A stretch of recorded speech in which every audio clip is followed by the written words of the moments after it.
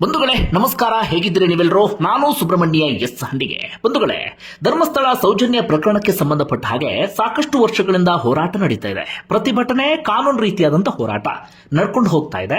ಒಂದಷ್ಟು ಏರಿಳಿತ ಇಂಥದೆಲ್ಲವೂ ಕೂಡ ಇದ್ದೇ ಇತ್ತು. ಇದರ ನಡುವೆ ಹೋರಾಟಕ್ಕೊಂದು ಹೊಸ ರೂಪ ಸಿಕ್ಕಿದ್ದು ಅಥವಾ ರಾಜ್ಯಾದ್ಯಂತ ಸಂಚಲನ ಮೂಡುವಂತೆ ಮಾಡಿದ್ದು, ಮನೆ ಮನೆಯಲ್ಲೂ ಚರ್ಚೆ ಆಗುವಂತೆ ಮಾಡಿದ್ದು ಚಿಕ್ಕ ವಯಸ್ಸಿನ ಯೂಟ್ಯೂಬರ್ ಆಗಿರುವಂತ ಸಮೀರ್ ಅವರ ಒಂದೇ ಒಂದು ವಿಡಿಯೋ. ಆ ವಿಡಿಯೋ ಯಾವ ಪರಿಯಾಗಿ ಇಂಪ್ಯಾಕ್ಟ್ ಮಾಡಿದೆ ಅಂದ್ರೆ 1 ಕೋಟಿಗೂ ಅಧಿಕ ಮಂದಿ ವೀಕ್ಷಿಸಿದ್ದಾರೆ. ಪ್ರತಿಯೊಬ್ಬರು ಕೂಡ ಚರ್ಚೆ ಮಾಡ್ತಿದ್ದಾರೆ. ಸೋಷಿಯಲ್ ಮೀಡಿಯಾದಲ್ಲಿ 4-5 ದಿನಗಳಿಂದ ಸೌಜನ್ಯ ಪ್ರಕರಣಕ್ಕೆ ಸಂಬಂಧಪಟ್ಟ ಹಾಗೆ ಪೋಸ್ಟ್ಗಳು ನಿರಂತರವಾಗಿ ಕಾಣಿಸ್ತಾ ಇದೆ. ಸಾಕಷ್ಟು ಯೂಟ್ಯೂಬರ್ಗಳು, ಬೇರೆ ಬೇರೆ ಒಂದಷ್ಟು ಮಂದಿಯೂ ಕೂಡ ಈ ವಿಚಾರಕ್ಕೆ ಸಂಬಂಧಪಟ್ಟ ಹಾಗೆ ಚರ್ಚೆಯನ್ನ ಮಾಡ್ತಾ ಇದ್ದಾರೆ. ಅಷ್ಟರ ಮಟ್ಟಿಗೆ ಯೂಟ್ಯೂಬರ್ ಸಮೀರ್ ವಿಡಿಯೋ ಇಂಪ್ಯಾಕ್ಟ್ ಅನ್ನ ಮಾಡಿದೆ. ಅದರ ಬೆನ್ನಲ್ಲೇ ಆದಂತ ಬೆಳವಣಿಗೆ ಅಂದ್ರೆ ಸಮೀರ್ ವಿರುದ್ಧ ಇದ್ದಕ್ಕಿದ್ದ ಹಾಗೆ FIR ದಾಖಲಾಗುತ್ತೆ. ಅದು ಕೂಡ ಸಂಬಂಧಪಟ್ಟಂತವರು ದೂರನ್ನ ಕೊಟ್ಟಿದ್ದಲ್ಲ. ಬಳ್ಳಾರಿಯ ಕೌಲ್ ಬಜಾರ್ ಪೊಲೀಸ್ ಠಾಣೆಯಲ್ಲಿ ಸುಮೋಟೋ ಕೇಸನ್ನ ದಾಖಲಿಸಿಕೊಳ್ತಾರೆ.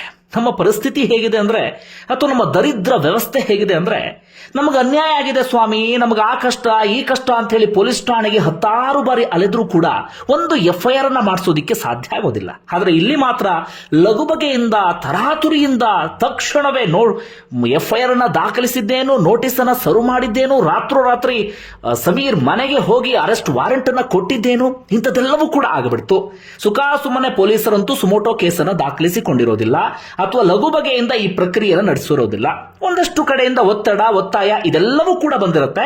ಆ ಕಾರಣಕ್ಕಾಗಿ ಪೊಲೀಸರು ಇಂಥದೊಂದು ಕೆಲಸವನ್ನ ಮಾಡಿದ್ದಾರೆ. ನಾನು ಮುಂದಿನ ಹಂತದಲ್ಲಿ ರಾಜ್ಯ ಸರ್ಕಾರದ ಇಬ್ಬಗೆ ನೀತಿ ಅಥವಾ ಡಬಲ್ ಸ್ಟ್ಯಾಂಡರ್ಡ್ ಹೇಗಿದೆ ಅನ್ನೋದನ್ನ ವಿವರಿಸ್ತಾ ಹೋಗ್ತೀನಿ. ನೀಟಾಗಿ ನಿಮ್ಗೆ ಅರ್ಥ ಆಗುತ್ತೆ. ಸೌಜನ್ಯ ಪ್ರಕರಣಕ್ಕೆ ಸಂಬಂಧಪಟ್ಟ ಹಾಗೆ ರಾಜ್ಯ ಸರ್ಕಾರದ ನಿರ್ಲಕ್ಷ್ಯ ಅಥವಾ ಉಡಾಫೆ ಯಾವ ರೀತಿಯಾಗಿದೆ ಅಂತ. ಅದರ ನಡುವೆ ಮತ್ತೊಂದು ಗುಡ್ ನ್ಯೂಸ್ ಇದೆ. ಇದೊಂದು ರೀತಿಯಲ್ಲಿ ತಕ್ಕ ಮಟ್ಟಿಗಿನ ಗೆಲುವು ಅಂದ್ರೂ ಕೂಡ ತಪ್ಪಾಗ್ಲಿಕ್ಕಿಲ್ಲ. ಇದೇ ಸಮೀರ್ ವಿರುದ್ಧ FIR ದಾಖಲಿಸಲಾಗಿತ್ತಲ್ಲ, ಹೈಕೋರ್ಟ್ ಮೊರೆ ಹೋಗಲಾಗಿತ್ತು. ಕೆಲವು ಹೊತ್ತಿನ ಹಿಂದೆ ಹೈಕೋರ್ಟ್ನಲ್ಲಿ ನಾಗಪ್ರಸನ್ನ ಪೀಠದ ಮುಂದೆ ಆ ಅರ್ಜಿ ವಿಚಾರಣೆಗೂ ಕೂಡ ಬಂತು. ವಿಚಾರಣೆಗೆ ಬರ್ತಾ ಇದ್ದ ಹಾಗೆ ಜಡ್ಜ್ ಪೊಲೀಸರನ್ನ ತರಾಟೆಗೆ ತೆಗೆದುಕೊಂಡಿದ್ದಾರೆ. ಮೊದಲು ಅವ್ರು ಪ್ರಶ್ನೆ ಮಾಡಿದ್ದೇನಪ್ಪಾ ಅಂದ್ರೆ, ಯಾರಿಗೆ ಇದರಿಂದ ಹಾನಿಯಾಗಿದೆ ಅಥವಾ ಯಾರಿಗೆ ಇದರಿಂದ ನೋವಾಗಿದೆ ಅವರು ದೂರನ್ನ ಕೊಡಬೇಕು. ನೀವ್ಯಾಕೆ ಈ ಪ್ರಕರಣಕ್ಕೆ ಸಂಬಂಧಪಟ್ಟ ಹಾಗೆ ಸುಮೋಟೋ ಕೇಸನ್ನ ದಾಖಲಿಸಿಕೊಂಡ್ರಿ? FIR ಆಗೋಕು ಮುನ್ನವೇ ನೋಟಿಸ್ ಅನ್ನ ಹೇಗೆ ಸರ್ವ್ ಮಾಡಿದ್ರಿ? ನೀವು ಪಾಠ ಕಲಿಯೋದು ಬಹಳಷ್ಟು ಇದೆ. ಪೊಲೀಸರು ಈ ರೀತಿಯಾಗಿ ನೋಟಿಸ್ ಅನ್ನ ಸರ್ವ್ ಮಾಡೋದಕ್ಕೆ ನಿಮಗೆ ಯಾರು ಅವಕಾಶವನ್ನ ಮಾಡಿಕೊಟ್ರು ಅಥವಾ ಯಾರು ಹೇಳಿದ್ರು ನಿಮಗೆ? ಹಾಗೆ ಸಮೀರ್ನನ್ನ ಅಥವಾ ಆ ವ್ಯಕ್ತಿಯನ್ನ ಅರೆಸ್ಟ್ ಮಾಡುವಂತ ತರಾತುರಿ ಆದ್ರೂ ಏನಿದೆ, ಅಷ್ಟರ ಮಟ್ಟಿಗೆ ಹರಿ ಏನಿದೆ ನಿಮಗೆ? ಆ ಅರ್ಜೆನ್ಸಿ ಏನಿದೆ? ನೀವೀಗ ಅರೆಸ್ಟ್ ಮಾಡಲೇಬೇಕು ಅಂತ ಹೇಳಿ ಪಟ್ಟು ಹಿಡಿದು ಕುಳಿತುಕೊಂಡಿರುವ ಹಾಗೆ ಕಾಣಿಸ್ತಾ ಇದೆ. ಹೀಗಾಗಿ ಮುಂದಿನ ವಿಚಾರಣೆವರೆಗೆ ಅಂದ್ರೆ 14ನೇ ತಾರೀಕಿನವರೆಗೂ ಕೂಡ ಯಾವುದೇ ನೋಟಿಸ್ ಅನ್ನ ಕೊಡುವ ಹಾಗಿಲ್ಲ, ಪೊಲೀಸ್ ಠಾಣೆಗೆ ಕರೆಯುವ ಹಾಗಿಲ್ಲ, ಯಾವುದೇ ಕಾರಣಕ್ಕೂ ಅರೆಸ್ಟ್ ಮಾಡುವ ಹಾಗಿಲ್ಲ ಅಂತ ಹೇಳಿ ಜಡ್ಜ್ ಇದೀಗ ಖಡಕ್ ಆದಂತ ಸೂಚನೆಯನ್ನ ಕೊಟ್ಟಿದ್ದಾರೆ. ಅದೇ ಸಂದರ್ಭದಲ್ಲಿ ಪೊಲೀಸರನ್ನ ಹಿಗ್ಗಾಮುಗ್ಗ ತರಾಟೆಗೂ ಕೂಡ ತೆಗೆದುಕೊಂಡಿದ್ದಾರೆ. ಹೀಗಾಗಿ ಸಮೀರ್ ಅರೆಸ್ಟ್ ಭೀತಿ ಇಲ್ಲ. ಸದ್ಯಕ್ಕಂತೂ ಸಮೀರ್ಗೆ ಬಿಗ್ ರಿಲೀಫ್ ಸಿಕ್ಕಿದೆ. ಒಂದು ರೀತಿಯಲ್ಲಿ ಒಳ್ಳೆಯ ವಿಚಾರವೇ. ಯಾಕಂದ್ರೆ ಇವತ್ತು ಸಮೀರ್ಗಾದಂತ ಪರಿಸ್ಥಿತಿ ನಾಳೆ ಯಾರಿಗೆ ಬೇಕಾದ್ರೂ ಆಗಬಹುದು. ಇಂತಹ ಸಂದರ್ಭದಲ್ಲಿ ಒಗ್ಗಟ್ಟಾಗಬೇಕಾಗುತ್ತೆ. ಒಂದು ನ್ಯಾಯದ ಪರ ಹೋರಾಟ, ಒಂದೊಳ್ಳೆ ವಿಚಾರಕ್ಕೆ ಸಂಬಂಧಪಟ್ಟ ಹಾಗೆ ಧ್ವನಿ ಎತ್ತಿದ ಸಂದರ್ಭದಲ್ಲಿ ಎಲ್ಲರೂ ಕೂಡ ಸಾಥನ್ನ ಕೊಡಬೇಕಾಗತ್ತೆ. ಈ ವಿಚಾರವನ್ನ ಇಲ್ಲಿಗೆ ಸ್ವಲ್ಪ ಬದಿಗಿಡ್ತೇನೆ. ರಾಜ್ಯ ಸರ್ಕಾರದ ಇಬ್ಬಗೆ ನೀತಿಯ ವಿಚಾರಕ್ಕೆ ಬರೋಣ. ಒಂದು ವೇಳೆ ಸೌಜನ್ಯ ಕೇಸ್ ವಿಚಾರದಲ್ಲಿ ಸ್ವಲ್ಪ ಒಂದು 2-3 ವರ್ಷಗಳ ಹಿಂದೆ ಹೋರಾಟ ತೀವ್ರ ಸ್ವರೂಪವನ್ನು ಪಡೆದುಕೊಂಡಿತ್ತು. ನಾವು ಕೂಡ ನಿರಂತರವಾಗಿ ವರದಿಯನ್ನು ಪ್ರಸಾರ ಮಾಡ್ತಾ ಇದ್ವಿ. ಮರುತನಿಕೆಗೋಸ್ಕರ ಒತ್ತಾಯ ಎಲ್ಲವೂ ಕೂಡ ಜಾಸ್ತಿ ಆಗಿತ್ತು. ಆಗ ಸಿದ್ದರಾಮಯ್ಯನವ್ರನ್ನ ಹಾಗೆ ಗೃಹ ಸಚಿವರನ್ನ ಈ ವಿಚಾರಕ್ಕೆ ಸಂಬಂಧಪಟ್ಟ ಹಾಗೆ ಮಾತಾಡಿಸಿದಾಗ ಎಂಥ ಉಡಾಫೆ ಉತ್ತರವನ್ನ ಕೊಟ್ಟಿದ್ರು ಗೊತ್ತಾ? ಆ ಕುಟುಂಬ ನೋವಿನಲ್ಲಿದೆ, ಆ ಕುಟುಂಬ ಸಂಕಟದಲ್ಲಿದೆ. ಆ ಸಂದರ್ಭದಲ್ಲಿ ಆ ಕುಟುಂಬದ ಜೊತೆಗೆ ನಿಂತ್ಕೊಳ್ಳೋದು ಬಿಟ್ಟು ಅಥವಾ ಕನಿಷ್ಠ ಸರಿಯಾದ ರೀತಿಯಲ್ಲಿ ಪ್ರತಿಕ್ರಿಯೆಯನ್ನ ಕೊಡೋದು ಬಿಟ್ಟು ಉಡಾಫಿಯ ಮಾತನ್ನ ಹೇಳಿದ್ರು. ಮೊದಲು ಅವ್ರು ಏನ್ ಹೇಳಿದ್ರು ಅದನ್ನ ಕೇಳಿಸ್ಕೊಳ್ಳಿ. ಸಿಬಿಐದವ್ರು ಮಾಡಿದ್ರು, ಕೇಂದ್ರ ಸರ್ಕಾರದವ್ರು ಮಾಡಬೇಕು, ನಾವೇನ್ ಮಾಡಬೇಕು? ಕೇಂದ್ರ ಸರ್ಕಾರದವ್ರು ಮಾಡಬೇಕು. ಯಾರು ಮಾಡಿರೋರು ಅವರು, ಇನ್ವೆಸ್ಟಿಗೇಷನ್ ಮಾಡಿರೋರು ಕೇಸ್ ಕೋರ್ಟ್ನಲ್ಲಿ ಮಾಡಿರೋರು ಅವರು ಅಲ್ವಾ? ಈಗ ಅಲ್ಲಿ ಅಕ್ವಿಟ್ ಆಗಿದೆ. ಅವ್ರು ಮತ್ತೆ ಅದನ್ನ ಇನ್ವೆಸ್ಟಿಗೇಷನ್ ಮಾಡಬೇಕಾ ಅಥವಾ ಮತ್ತೆ ಅಪೀಲ್ ಹಾಕ್ಬೇಕಾ? ಅದನ್ನ ಮಾಡಬೇಕು. ಪಬ್ಲಿಕ್ ಡೊಮೇನ್ ನಲ್ಲಿದೆ, ಕಾನೂನಾತ್ಮಕವಾಗಿ ಆ ಕೇಸ್ ಮುಗಿದೋಗಿದೆ. ಪಬ್ಲಿಕ್ ಡೊಮೈನ್ನಲ್ಲಿ ಪರ ವಿರೋಧ ಇರ್ತದೆ, ನಾವು ಅದನ್ನೇನು ಮಾಡೋಕ್ಕಾಗೋದಿಲ್ಲ. We government has no role in this. Public ಡೊಮೈನ್ನಲ್ಲಿದೆ, ಕೆಲವರು ಪರ ತೆಗಿಬೇಕು, ಓಪನ್ ಮಾಡಬೇಕು ಅದನ್ನು ಕೇಸ್ನ ಅಂತಾರೆ, ಕೆಲವರು ಇದು ಮಾಡ್ತಾರೆ. ನಾವು ಗೌರ್ಮೆಂಟಿಂದ ನಾವೇನು ತೀರ್ಮಾನ ಮಾಡಿಲ್ಲ, ಮಾಡೋದು ಇಲ್ಲ ಈಗ ಸದ್ಯ.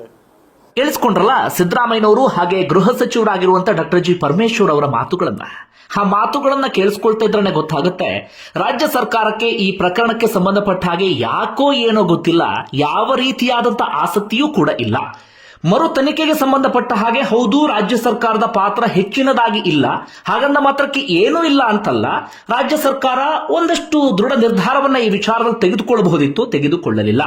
ಅಟ್ಲೀಸ್ಟ್ ಮಾಧ್ಯಮಗಳ ಮುಂದೆ ಈ ಪ್ರಕರಣಕ್ಕೆ ಸಂಬಂಧಪಟ್ಟ ಹಾಗೆ ಮಾತಾಡುವಂತ ಸಂದರ್ಭದಲ್ಲಿ ಆ ಕುಟುಂಬದ ಆ ನೋವು ಕಣ್ಣೀರನ್ನ ಒರೆಸುವ ರೀತಿಯಲ್ಲಿ ಅಥವಾ ಹೋರಾಟಗಾರರ ಆ ಹೋರಾಟದ ಕಿಚ್ಚಿತ್ತಲ್ಲ ಅದಕ್ಕೆ ಸ್ಪಂದಿಸುವ ರೀತಿಯಲ್ಲಿ ಮಾತಾಡಬಹುದಿತ್ತು. ಆದ್ರೆ ಅಂತಹ ಮಾತುಗಳು ಕೂಡ ಬರಲಿಲ್ಲ, ಉಡಾಫೆಯ ಮಾತು ಬಂತು. ಈಗ ಸಮೀರ್ FIR ವಿಚಾರಕ್ಕೆ ಬರೋಣ.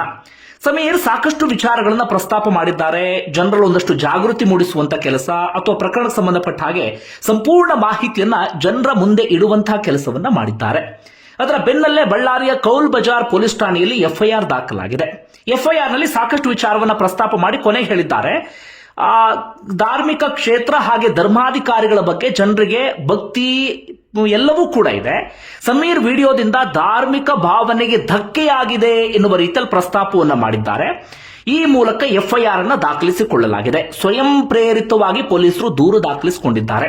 ಎಷ್ಟೋ ಪ್ರಕರಣಗಳಿಗೆ ಸಂಬಂಧಪಟ್ಟ ಹಾಗೆ ಈ ರೀತಿಯಾಗಿ ಸ್ವಯಂ ಪ್ರೇರಿತವಾಗಿ ದೂರು ದಾಖಲಿಸಿಕೊಳ್ಳುವಂತ ಕೆಲಸವನ್ನ ಪೊಲೀಸರು ಮಾಡೋದಿಲ್ಲ. ಇಲ್ಲೂ ಕೂಡ ಪೊಲೀಸರು ಅಂಥದ್ದೊಂದು ಕೆಲಸವನ್ನ ಮಾಡ್ತಾ ಇರಲಿಲ್ಲ ಅನ್ಸತ್ತೆ. ಎಲ್ಲಿಂದಲೋ ಒಂದಷ್ಟು ಒತ್ತಾಯ ಎಲ್ಲವೂ ಕೂಡ ಬಂದಿರುತ್ತೆ. ಆ ಕಾರಣಕ್ಕಾಗಿ ಪೊಲೀಸರು ಈ ಪ್ರಕರಣಕ್ಕೆ ಸಂಬಂಧಪಟ್ಟ ಹಾಗೆ FIR ನ ದಾಖಲಿಸಿಕೊಂಡಿದ್ದಾರೆ. ನೋಡಿ ರಾಜ್ಯ ಸರ್ಕಾರದ ಇಬ್ಬಗೆ ನೀತಿ ಹೇಗಿದೆ ಅಂತ.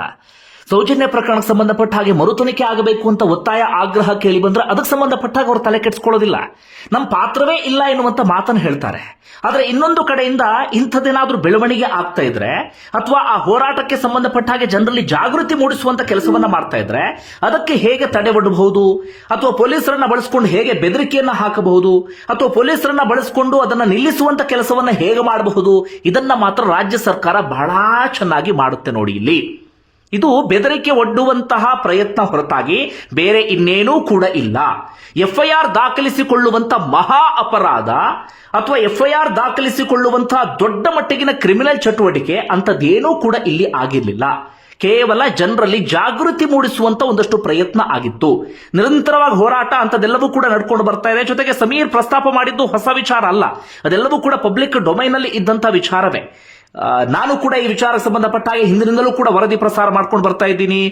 ಪದೇ ಪದೇ ಎಲ್ಲ ವಿಚಾರವನ್ನು ಪ್ರಸ್ತಾಪ ಮಾಡ್ತಿದ್ದೀನಿ. ಒಟ್ಟಾರೆಯಾಗಿ ಸಾರ್ವಜನಿಕವಾಗಿ ಏನೇನು ಚರ್ಚೆ ಆಗ್ತಿತ್ತು ಅದೇ ವಿಚಾರವನ್ನ ನೀಟಾಗಿ ಜನರ ಮುಂದೆ ಇಡುವಂತ ಕೆಲಸವನ್ನ ಸಮೀರ್ ಮಾಡಿದ್ರು. ಆದರೆ ರಾಜ್ಯ ಸರ್ಕಾರಕ್ಕೆ ಮಾತ್ರ ಅದು ಬಹಳ ದೊಡ್ಡ ಅಪರಾಧದ ರೀತಿಯಲ್ಲಿ ಕಂಡು ಬಂತು. ಹೀಗಾಗಿ ಇದ್ದಕ್ಕಿದ್ದ ಹಾಗೆ ದಿಢೀರೆನ್ನುವ ರೀತಿಯಲ್ಲಿ ಸುಮೋಟೋ ಕೇಸ್ ಸ್ವಯಂ ಪ್ರೇರಿತ ದೂರನ್ನ ದಾಖಲಿಸಿಕೊಂಡಿದ್ದಾರೆ. ಎಷ್ಟೋ ಪ್ರಕರಣಗಳಲ್ಲಿ ಸ್ಟೇಷನ್ಗೆ ಒಂದು FIR ಮಾಡಿಸೋದಿಕ್ಕೆ ಅಂತ ಅಲೆದಾಡಿದ್ರು ಕೂಡ ಒದ್ದಾಡಿದ್ರು ಕೂಡ ಸ್ಟೇಷನ್ ಇಂದ ಸರಿಯಾದ ರೀತಿಯಲ್ಲಿ ಪ್ರತಿಕ್ರಿಯೆ ಬರೋದಿಲ್ಲ ಅಥವಾ ಪೊಲೀಸರಿಂದ ಪ್ರತಿಕ್ರಿಯೆ ಬರೋದಿಲ್ಲ. ಆದ್ರೆ ಇಲ್ಲಿ ಮಾತ್ರ ಲಘು ಬಗೆಯಿಂದ ಸಮಾಜದಲ್ಲಿ ಇನ್ನೇನೋ ಆಗಬಿಡುತ್ತೆ ಎನ್ನುವ ರೀತಿಯಲ್ಲಿ FIR ನ ದಾಖಲಿಸಿಕೊಂಡಿದ್ದಾರೆ. ಅದಕ್ಕೂ ಮುನ್ನವೇ DG ಒಂದು ಸರ್ಕ್ಯುಲರ್ ಕೂಡ ಹೊರಡಿಸಿದ್ರು, ಇಂಥದೊಂದು ವಿಡಿಯೋವನ್ನ ಹರಿಬಿಡಲಾಗಿದೆ, ಸಮಾಜದಲ್ಲಿ ಹಾಗಾಗ್ಬಿಡುತ್ತೆ ಹೀಗಾಗ್ಬಿಡುತ್ತೆ, ಪೊಲೀಸ್ ಕಮಿಷನರ್ ಎಲ್ಲ ಹಾಗೆ ಯಾರ್ಯಾರು SP ಗಳಿದ್ದೀರಿ ನೀವೆಲ್ಲರೂ ಕೂಡ ಅಲರ್ಟ್ ಆಗಿರಬೇಕು ಎನ್ನುವ ರೀತಿಯಲ್ಲೂ ಕೂಡ ಸರ್ಕ್ಯುಲರ್ ಹೊರಡಿಸ್ಬಿಟ್ಟಿದ್ರು. ನೋಡಿ ಒಂದು ವಿಡಿಯೋ ಯಾವ ರೀತಿಯಾಗಿ ಸಂಚಲನ ಅಥವಾ ಒಂದು ವಿಡಿಯೋ ಯಾವ ರೀತಿಯಲ್ಲಿ ಎಲ್ಲರನ್ನೂ ಕೂಡ ಒಂದು ರೀತಿಯಲ್ಲಿ ಬಡಿದೆಬ್ಬಿಸುವಂತ ಕೆಲಸವನ್ನ ಮಾಡಿಬಿಟ್ಟಿದೆ ಅಂತ ಹೇಳಿ ಅದರ ಆಚೆಗೆ ಇನ್ನೊಂದು ವಿಚಾರವನ್ನ ಪ್ರಸ್ತಾಪ ಮಾಡಿ ನಾನು ವಿಡಿಯೋವನ್ನ ಇಲ್ಲಿಗೆ ಎಂಡ್ ಮಾಡ್ತೀನಿ. ರಾಜ್ಯ ಸರ್ಕಾರದ ಡಬಲ್ ಸ್ಟ್ಯಾಂಡರ್ಡ್ ಇದೆಯಲ್ಲ ಅದನ್ನ ಬಟಾಬೈಲು ಮಾಡುವಂತ ಕೆಲಸವನ್ನ ನಾವು ಮಾಡಲೇಬೇಕಾಗತ್ತೆ. ಇತ್ತೀಚೆಗೆ ಭದ್ರಾವತಿಯ ಕಾಂಗ್ರೆಸ್ ಶಾಸಕ BK ಸಂಗಮೇಶ್ ಮಗ ಬಸವೇಶ್ ಮಹಿಳಾ ಅಧಿಕಾರಿಯೊಬ್ಬರಿಗೆ ಬಾಯಿಗೆ ಬಂದ ಹಾಗೆ ನಿಂದಿಸಿಬಿಟ್ಟಿದ್ದ, ಮಹಿಳಾ ಅಧಿಕಾರಿಗೆ ಬೆದರಿಕೆಯನ್ನ ಹಾಕಿದ್ದ, ಜೊತೆಗೆ ಅಕ್ರಮ ಮರಳು ದಂಧೆಗೆ ಆತನೇ ಸಾಥ್ ಕೊಟ್ಟಿದ್ದ ಅಥವಾ ಆತನೇ ಆ ಮರಳು ದಂಧೆಯನ್ನು ಕೂಡ ಮಾಡ್ತಾ ಇದ್ದ. ಆದರೆ ಅಷ್ಟೆಲ್ಲ ವಿಡಿಯೋ ವೈರಲ್ ಆಯಿತು, ಆ ವಿಚಾರಕ್ಕೆ ಸಂಬಂಧಪಟ್ಟ ಹಾಗೆ ರಾಜ್ಯಾದ್ಯಂತ ಚರ್ಚೆ ಆಯಿತು, ಮಾಧ್ಯಮಗಳಲ್ಲಿ ಚರ್ಚೆ ಆಯಿತು. ಆದರೆ ಈ ಪೊಲೀಸರು ಒಂದು ಸಣ್ಣ ನೋಟಿಸ್ ಕೊಡುವಂತ ಕೆಲಸವನ್ನು ಕೂಡ ಆತನಿಗೆ ಮಾಡಲಿಲ್ಲ. ಬೇರೆ ಹೋಗ್ಲಿ, ಬೇರೆ ಆತನ ಅರೆಸ್ಟ್ ಮಾಡೋದು ಮತ್ತೊಂದು ಮಗದೊಂದು ಅದೆಲ್ಲವೂ ಕೂಡ ದೂರದ ವಿಚಾರ. ಪೊಲೀಸರು ಅಟ್ಲೀಸ್ಟ್ ಆತನಿಗೊಂದು ನೋಟಿಸ್ ಅನ್ನ ಕೊಟ್ಟು ವಿಚಾರಣೆಗೆ ಕರೆದಿಲ್ಲ. ಆತನ ಬಳಿಯೂ ಕೂಡ ಪೊಲೀಸರು ಹೋಗುವಂತ ಕೆಲಸವನ್ನ ಮಾಡಿಲ್ಲ. ಆತ ಆರಾಮಾಗಿ ಓಡಾಡ್ಕೊಂಡು ಇನ್ನು ಇಂಥದ್ದೊಂದು ಮಾಡ್ತಾ ಹೋಗ್ತೀನಿ ಅಂತ ಆರಾಮಾಗಿದ್ದಾನೆ. ಪೊಲೀಸರು ಏನೇನೂ ಮಾಡಿಲ್ಲ. ಆದರೆ ಇಲ್ಲಿ ಲಘು ಬಗೆಯಿಂದ FIR ದಾಖಲಾಗುತ್ತೆ. ರಾಜ್ಯ ಸರ್ಕಾರದ ಮನಸ್ಥಿತಿ, ರಾಜ್ಯ ಸರ್ಕಾರದ ಯೋಚನೆ ಯಾವ ರೀತಿಯಾಗಿದೆ ಅನ್ನೋದನ್ನ ನೀವೇ ಆಲೋಚನೆ ಮಾಡಿ. ಕೊನೆಯದಾಗಿ ಒಂದು ಮಾತು, ಇಷ್ಟು ದಿನಗಳ ಕಾಲ ಸೌಜನ್ಯ ವಿಚಾರ ಸಂಬಂಧಪಟ್ಟ ಹಾಗೆ ಧ್ವನಿ ಎತ್ತದವರು, ಸೌಜನ್ಯ ವಿಚಾರದಲ್ಲಿ ತುಟಿ ಪಿಟಿಕ್ ಅನ್ನದವರು, ಆ ಹೆಣ್ಣು ಮಗಳಿಗೆ ನ್ಯಾಯ ಸಿಗಬೇಕು ಅಂತ ಒತ್ತಾಯಿಸದವರು, ಈಗ ಯಾರೋ ಒಬ್ರು ಬಂದು ಒಂದು ವಿಡಿಯೋವನ್ನ ಮಾಡಿದ್ರೆ ಆತನ ಧರ್ಮ, ಆತನ ಜಾತಿ, ಆತ ಹಾಗೆ, ಆತ ಹೀಗೆ, ಈ ರೀತಿಯಾಗಿ ಕತೆ ಕಟ್ಟುವಂತ ಕೆಲಸವನ್ನ ಮಾಡ್ತಿದ್ದಾರೆ. ಏನ್ ಹೇಳಬೇಕೋ ಗೊತ್ತಿಲ್ಲ. ಇದೆಲ್ಲವನ್ನು ಕೂಡ ನಮ್ಮ ದೇಶದಲ್ಲಿ ಮಾತ್ರ ನೋಡೋದಕ್ಕೆ ಸಾಧ್ಯ ಆಗುತ್ತೆ ಅನ್ಸುತ್ತೆ. ಈ ಧರ್ಮ, ಜಾತಿ ಎನ್ನುವಂತ ಗುರಾಣಿಯನ್ನ ಅಡ್ಡ ಹಿಡಿಯೋದು, ಒಂದಷ್ಟು ಜನರನ್ನ ರಕ್ಷಿಸುವಂತ ಕೆಲಸ ನಿರಂತರವಾಗಿ ಹಿಂದಿನಿಂದಲೂ ಕೂಡ ನಡ್ಕೊಂಡು ಬಂದಿದೆ. ಈಗಲೂ ಕೂಡ ಅದೇ ಆಗ್ತಾ ಇದೆ.